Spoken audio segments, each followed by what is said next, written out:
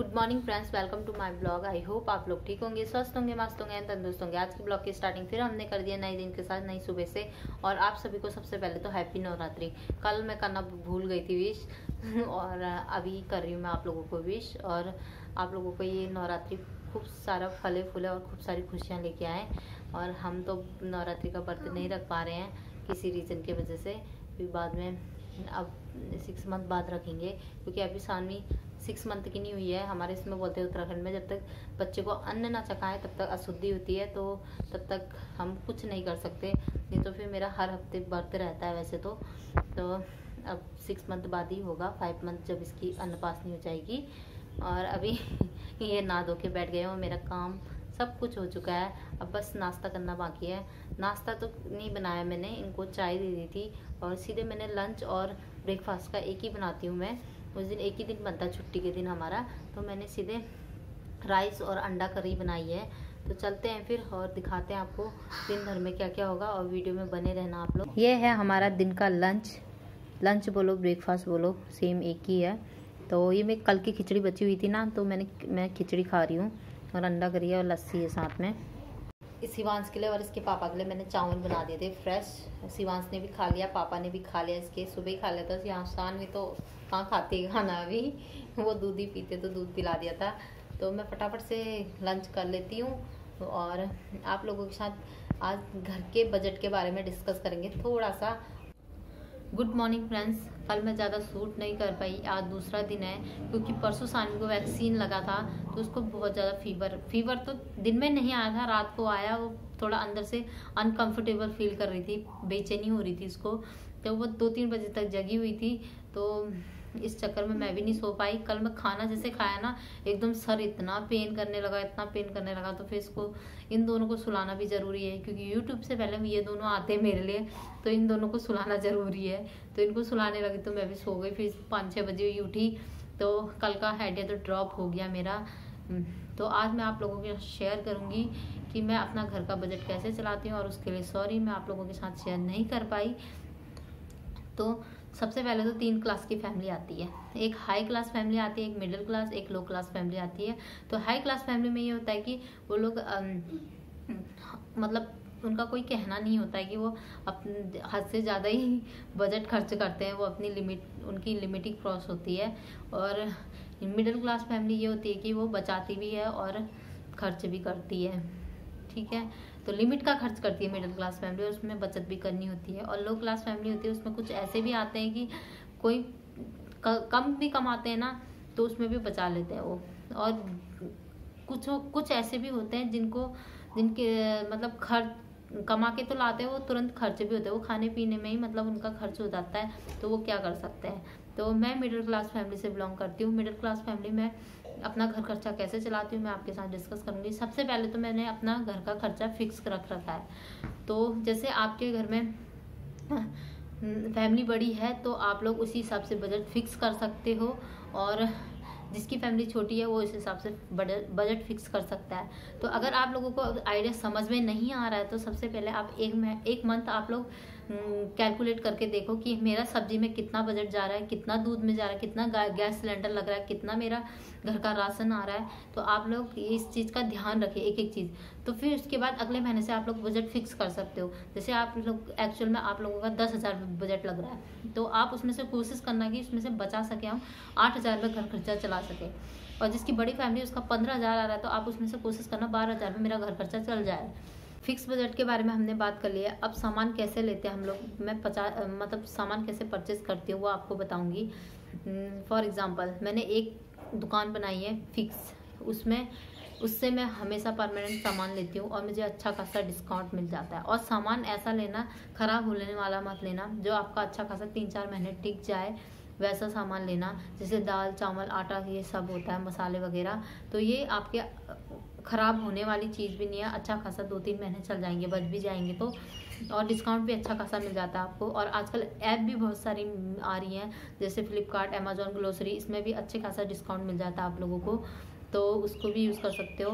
मैं तो ग्लोसरी से अफोर्ड करती हूँ, जब मेरे को ग्लोसरी से लेना तो ग्लोसरी से लेती हूँ, और जब मेरे को दुकान में जाना तो मैं दुकान से ले लेती हूँ। आप लोग भी ऐसा ही करें और सामान ऐसा लें जैसे जो आपका टिकाऊ सामान हो। जैसे निरमा है, आप निरमा ले रहे हो, उसमें निरमा कितने प्रकार के आते हैं, व्हील आता है, फेना आता है, और निरमा भी चलता ही है आजकल, उसके नाम से भी है, और बहुत सर्फ आते हैं जिसमें गाज नहीं बनता है, बहुत कम गाज बनता है, और डबल निरमा लग जाता है उसमें। तो वो निरमा आपको लेना ही नहीं है, जाहिर सी बात है। अब आप भले टाइड सर्फ एक्सेल ले लो, भले 10-20 रुपये ज़्यादा खर्च कर लो, जो व्हील और निरमा है वो आपका चलेगा 10 दिन की जगह 8 दिन चलेगा, और जो टाइड और सर्फ एक्सेल है वो आपका थोड़ा पैसा ज़्यादा लगाओगे भले ही 10-20 रुपये, तो वो आपका 10 दिन की जगह 1 महीना चलेगा आपका।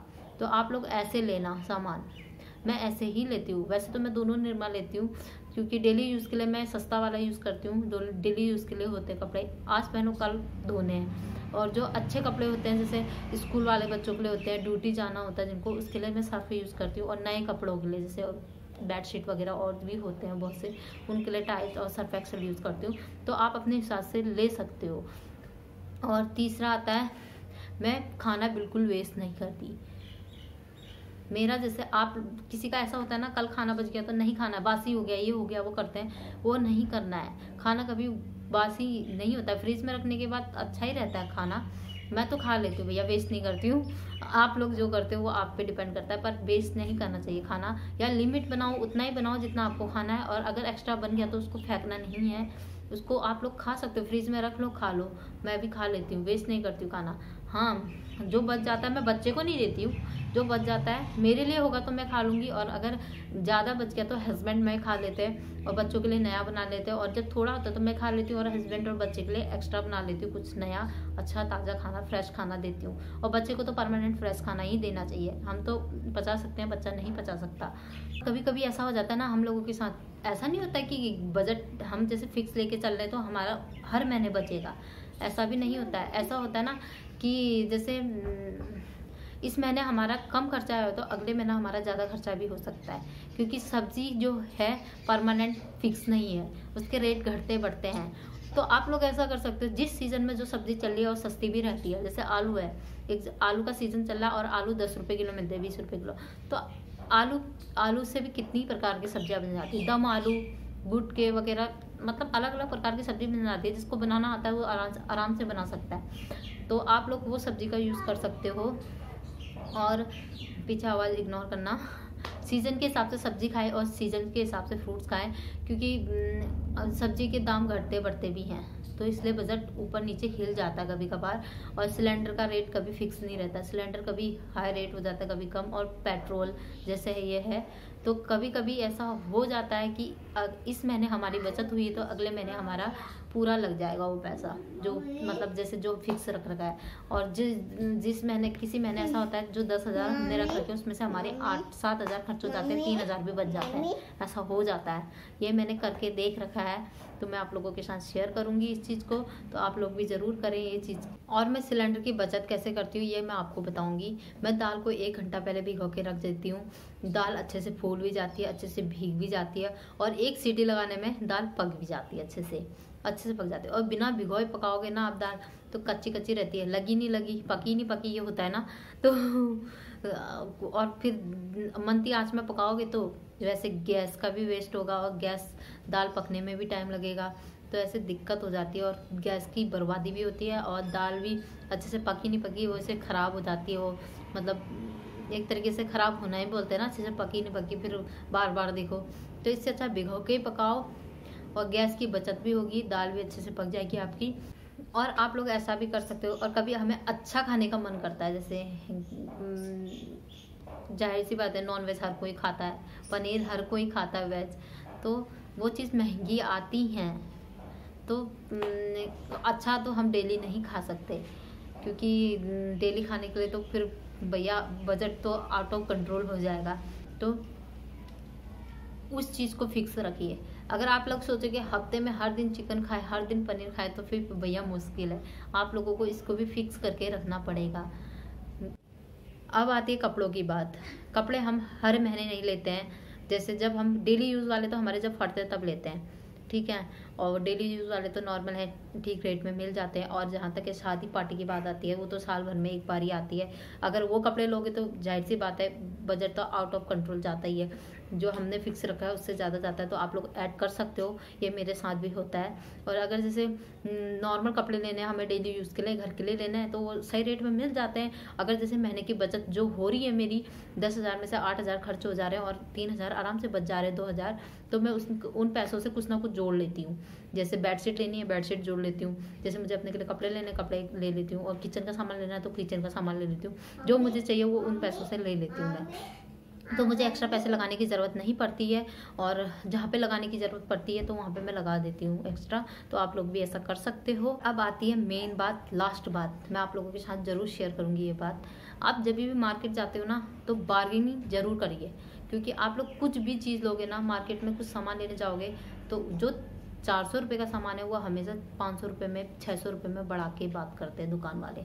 तो आप कोशिश करें कि जो 600 रुपये का सामान बोल रहा है वो, और उसका फिक्स रेट 400 रुपये है, अब वो तो जाहिर सी बात है अपना पैसा कमाने के लिए बढ़ाएंगे ही। तो आप लोग कोशिश करें कि 400 के रेट में ही लें या 400 से कम कराने की कोशिश करें। मैं तो ऐसा ही करती हूँ।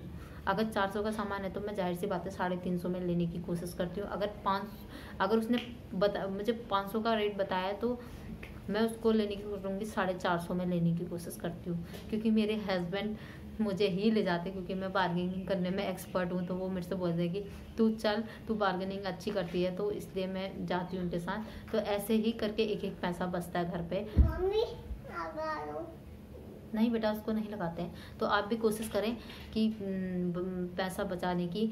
और अगर जैसे एक दुकान में आप जा रहे हो, एक दुकान में हाई रेट बता रहा है, तो आप ज़रूरी नहीं है कि एक ही दुकान से लो, 3-4 दुकान घूमो। उसमें 3-4 दुकानों में जाओगे तब जाके आपको रेट का मालूम पता चलेगा कि किस रेट में कैसा सामान मिल रहा है, किस रेट में कौन सी दुकान में कौन सा सामान किस रेट में मिल रहा है।